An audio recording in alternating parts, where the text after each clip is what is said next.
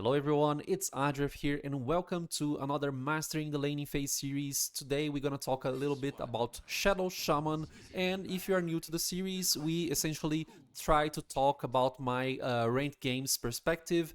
As a support player, I'm currently 7.2k MMR, so yeah, let's go to the match. But before we do this, please don't forget to like and subscribe if you enjoyed this video, because we're gonna be talking about like Dota 2 a lot in this channel here. So yeah, welcome and let's do this. I've said that I'm currently 7.2k MMR, so yeah, on the past few days I've managed to like stack 100 MMR, so yeah, I'm trying my best here. And let me say about this current match that we are watching here. So I'm playing as Shadow Shaman. I'm a support 5 in this game, and I want to say like one thing. When we were picking the heroes, I think there wasn't like a carry player in this game because it wasn't like immortal drafting. It was just like a normal ranked game. So someone had to like flex to play HC, and the guy already have picked like Shadow Shaman, so I swapped the hero with him. So I'm not really like a Shadow Shaman player, but you know, it's a classic hero. It's an all-time hero, like greatest heroes of Dota 2, I'd say. It's classic. So everyone knows what Shadow Shaman does. And like you can try to like play just a small bit of Shaman and still be like useful to the game. So yeah, let's talk about my starter items. I went for 6 tangles to trade hits, especially because I know Hoodwink applies lots of damage in this laning phase. Um, I went for the blood grenades, some stats, 2 iron branches. Actually, I didn't went for the third one. 2 sentries for the lane, and I'm already gonna place this sentry here because you know I want to check if Hoodwink already blocked this camp, but she didn't do it. Sorry, and actually she did. So yeah, this game is not so fresh in my memory, but we are gonna like manage and see how everything goes. We have like an HC Faceless Void. Synergy wise, I don't feel like Shaman and Void is like the best lane that you can mount because like the combos are not so damage effective, you know, like Shadow Shaman, yeah, he can print some damage with Ether Shock. His right click damage is actually quite okay, but you know, Void, he needs levels and also a little bit of farm to start to deliver that good damage, you know, like that nice sweet damage. So here I'm gonna try to not lose this mage here, the range creep, sorry. But yeah, I like hesitated on using the Ether Shock, thinking that I could like win the trade hit against Hoodwink, but you know, Hoodwink did a great job there. And by the 1 minute mark, I went here and blocked this camp because you know I don't want Hoodwink to have access to this camp. I talk about this like every single time. If you are playing a support, if you are playing a support 4, you need to try to like shove the support 5 out of this area and protect your pool. The same goes for the support 5. You need to protect the easy camp. And to be honest, I'm gonna always say this in my videos because maybe it's the first time you're here with me watching this match. So yeah, watching this concept. So I'm gonna keep talking about this. Like it's like very like small situations where you actually don't want to use a pull, you know, because look at this example here. The lane is very pushed like far ahead. So what I'm gonna do here, I'm gonna stack the camp, the easy camp, and also take my time to body block to block the respawn of this hard camp here. So yeah, now I can retreat the lane and play near my tower if I feel like that's the best option, because you know, once again, synergy wise, damage wise, this combo we had here in this ranked game, it's not the best. So we have to like, you know, adapt and make everything the best, like for the match that you are playing.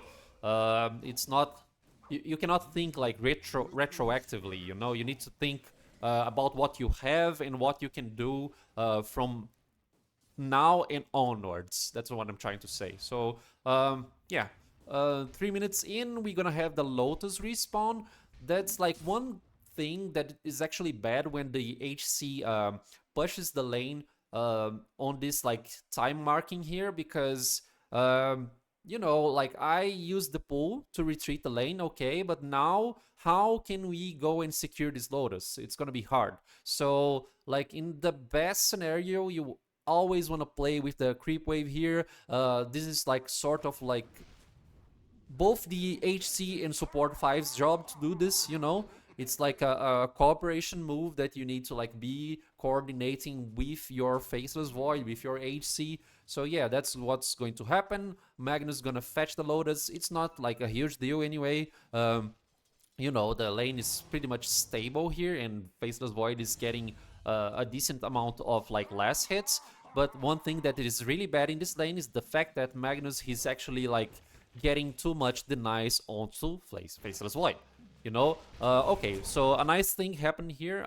Magnus, he started to like tank the creeps on the lane, so I used my shackles because this was like the first opportunity that I had to like actually go and try to harass this Magnus. One thing that is good for us in this game that I need to mention here is the fact that at this point of the match, Faceless Void is actually level 3, so that pull, even though we lost the Healing Lotus, the pull was actually fine, you know, because Void is level 3 and I'm currently level 2, so if you see, both the enemies here, they are level 2, so yeah, we are winning XP-wise. He's gonna like bring Faceless Void back. I think Void dies here because, you know, he has like a magic stick and he kind of wants to dive here. This is like strange of him. I feel like yeah, let me say this. It's strange that he actually wanted to kill Magnus because there were clearly not enough damage to kill this Magnus here, especially since he had the healing notice. And also like a boots of speed to kite the play backwards and like reach his tower, right? So like the best thing that Faceless Void could have done here was like, you know, just use the time walk backwards and keep playing safe. So like keep playing for the farm, you know, but he decided to go in for the kill. And like the funny thing is that I kill Hoodwink, you know, like my cooldowns, skill cooldowns, they like cycled through, so I had enough mana to use my abilities, and I think I get the double kill here. I'm not gonna lie to you guys, but I feel like this was more like a mistake of the enemy than like my, how can I say this? It was more of the enemy's mistake than my, sorry, like, yeah, I froze up. I don't know. You guys did get the idea. Like, Magnus clearly, he screwed up there. Yeah, that's it. So yeah, I didn't find any words for this, but you know, Magnus screwed up. He wasn't supposed to die there. I mean, killing Faceless Void was already great for Magnus because he's farming very decently. Like 19 less hits against like 8 denies on like 12 less hits and no denies for Faceless Void. So yeah, you guys get the idea. So that's what I'm talking about. Like Faceless Void, he could have he could have easily used the time walk backwards, and then we would have like access to another pool here because the camp was already stacked. I already like blocked the camp here with a sentry as well, so there was like no opportunity for them to like retreat the lane in their favor as well. So yeah, I mean, I can't really understand like Void's decision, but you know, anything could go in the Dota 2 game. Let's speed up everything. Now I noticed that Hoodwink actually blocked the camp with a sentry. That's fine. I'm gonna try to buy a sentry anytime I can. I'm also like fetching some items in the courier here, and I'm gonna use the shackles onto Hoodwink, just like casually doing it because I know I'm gonna have access to mana with a clarity and also a ring of Basilius. Also, one thing that you should take notice here is that I buy another set of tangles. I think that's a second one. I'm not actually sure, but the point of this play here is to like have access to HP region and also like have access to this HP region to like to share for your HC as well. So even though I don't know if this was like my third tango set because you know I bought 6 tangos in the beginning of the game, you should always have access to like extra HP regen in order to like help your HC and also keep your hero healthy. So yeah, once again, the Healing Lotus we cannot really contest it. Once again, I think it's due to the fact that the synergy wise, this combo that we mounted here, it's not like the best, you know, but it's fine that we drafted, you know. So Hoodwink, she's gonna tank up some tower hits, and that's bad for her because she wasn't supposed to do this. Weaver is coming, but she already have used the Shukuchi ability, and the ability won't actually land on Hoodwink.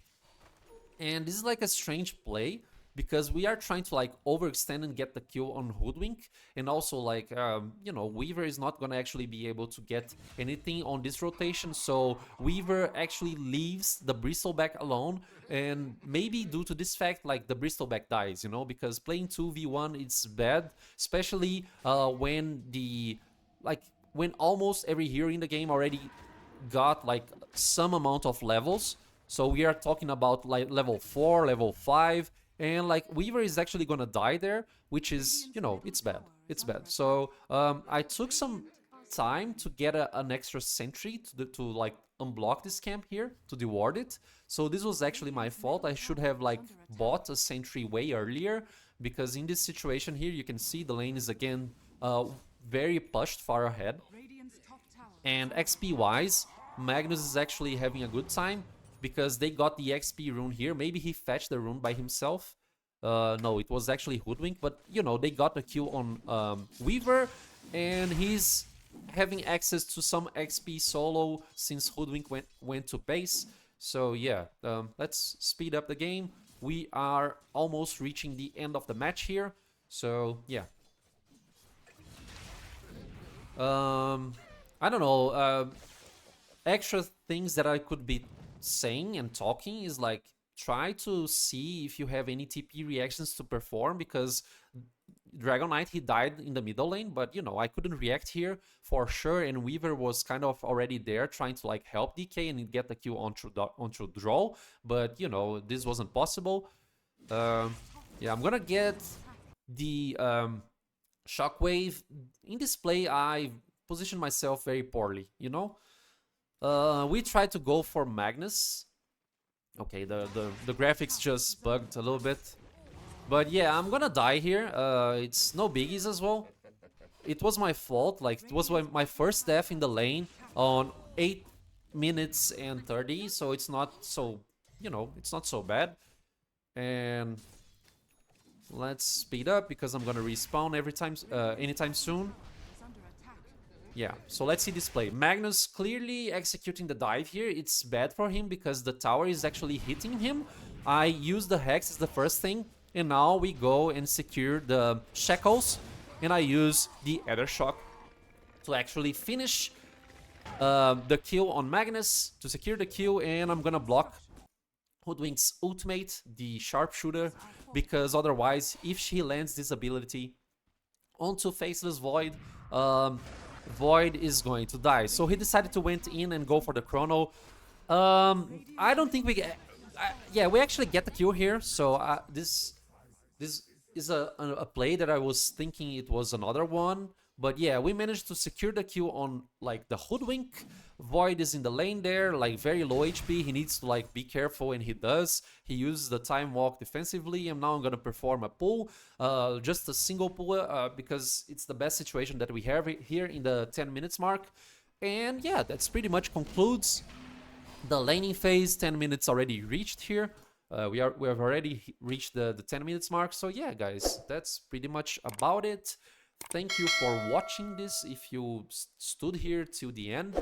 And like, if I had to like say anything about this match, is like, once again, if you don't have a good synergy in your lane that can provide like lots of aggression possibilities, just play for the farm, you know? Just like retreat the lane the most you can, control the pool, and yeah, keep checking for TP reactions on every side of the map, and that's pretty much about it, man. So yeah, guys, everyone who's watching, thank you so much, and I see you next time. Don't forget to also maybe check the pro player ranked game analysis.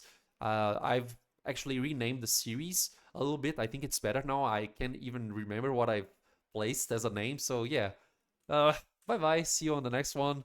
Hope you enjoyed this one. Bye bye.